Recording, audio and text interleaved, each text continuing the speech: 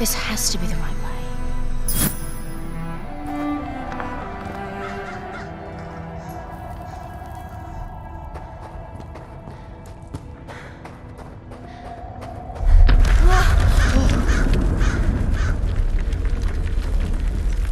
Before we continue, let's stop a moment and take a look at some of the key features of this demo. Much of what you see was built with Quixel Megascan assets, but instead of using the game versions, we used the cinematic versions, which would typically only be used in film. There are around 1 million triangles each, and thanks to virtual texturing, they all use 8K textures as well. Nanite can render an insane number of triangles very quickly. There are over 1 billion triangles of source geometry in each frame that Nanite crunches down losslessly to around 20 million drawn triangles. What does that many triangles look like? This isn't noise. These are the triangles, each a different color. Most are so small that they look like noise. Nanite achieves detail down to the pixel, which means triangles are often the size of pixels. This amount of geometric detail requires shadows to be pixel accurate as well, and Nanite can do that too. Speaking of lighting, all of the lighting in this demo is completely dynamic, with the power of Lumen that even includes multi-bounce global illumination. No light maps, no baking here. Without GI, all of that beautiful lighting is gone.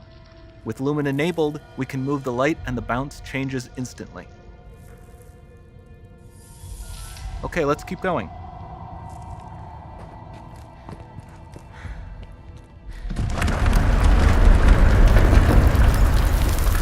We've made some great additions to our audio system as well.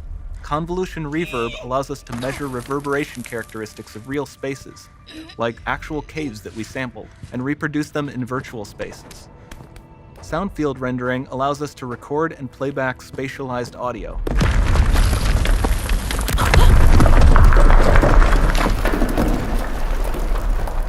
All of this adds up to a more immersive experience.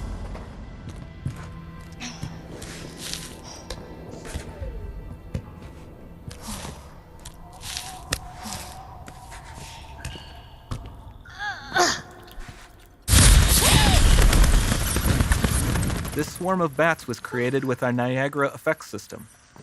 Particles in Niagara can now talk to one another and understand their environment like never before.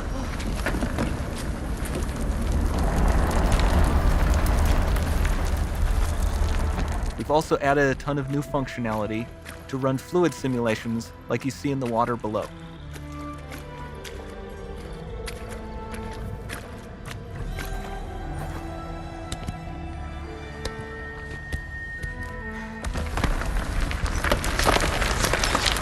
The demo runs on our chaos physics system. Here we are using it to accurately simulate the rigid bodies of the falling rocks and the cloth of her scarf.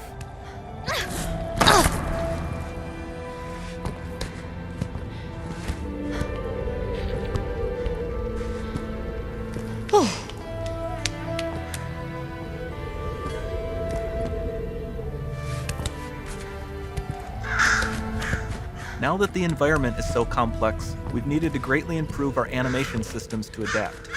We've added predictive foot placement and motion warping, which dynamically modifies IK and body position to look more natural. For the character to more realistically interact with the environment, we've added the ability to trigger seamless contextual animation events, like her hand on the door. Looks promising.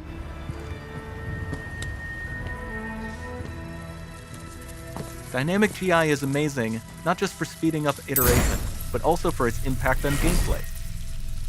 Nice. Any light source can move while still having beautiful bounce lighting. Dynamic illumination means specular as well, which you can see on all the metal surfaces. You can even see the Niagara-powered bugs reacting to the light. Lumen not only reacts to moving light sources, but also changes in geometry.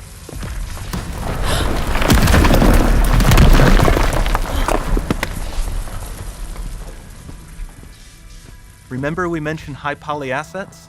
This statue was imported directly from ZBrush and is more than 33 million triangles.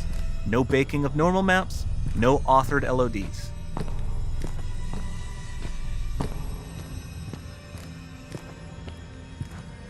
And we can do more than a single statue. There are nearly 500 of that exact statue at the same detail level placed in this room for a total of over 16 billion triangles from statues alone. Over this entire demo, there are hundreds of billions of triangles.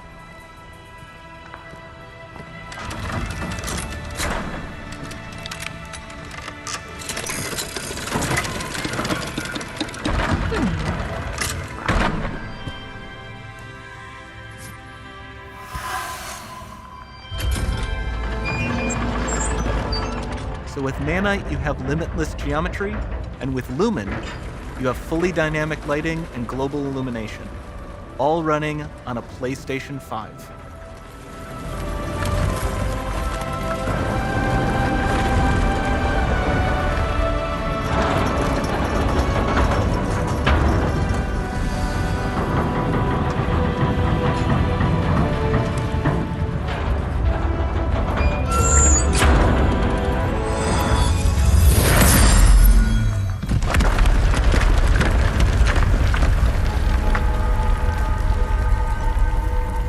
There's not much time left. And this doesn't need to be constrained to small rooms. It can stretch all the way to the horizon. The portal, it's open. Don't fail me now.